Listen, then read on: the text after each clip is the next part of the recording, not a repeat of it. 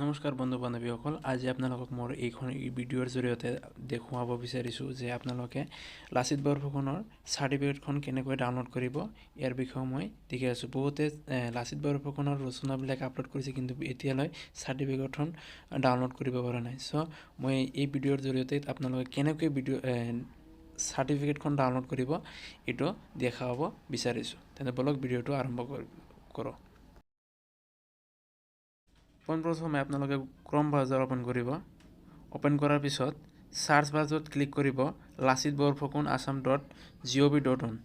মই লিংকটো ডেছক্ৰিপশ্যন বক্সত দি দিম, তাত গৈ আপোনালোকে ডাউনলোড কৰিব পাৰিব।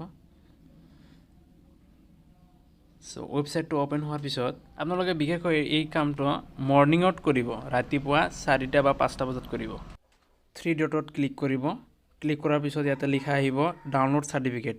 তাতে মাৰাৰ পিছত আপোনালোকে তলত স্ক্ৰল ডাউন কৰি ডেস্কটপ মোড কৰি ল'ব। লোৱাৰ পিছত আপোনালোকে ইয়াতে মোবাইল নাম্বাৰখন ক্লিক কৰিব। কৰাৰ পিছত কেপচাটো মাৰিব। কেপচা কোড মাৰাৰ পিছত আপোনালোকৰ মোবাইলত এখন OTP আহিব। সেই OTPখন আপোনালোকে তাতে ক্লিক কৰিব লাগিব।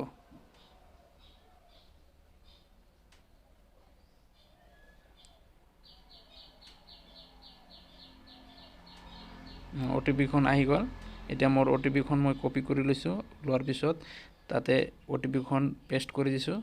কৰাৰ পিছত প্ৰচিড কৰিছোঁ। প্ৰচিড কৰাৰ পিছত মোৰ এইখন মোবাইলত বহুকেইটা ছাবমিট কৰা আছে।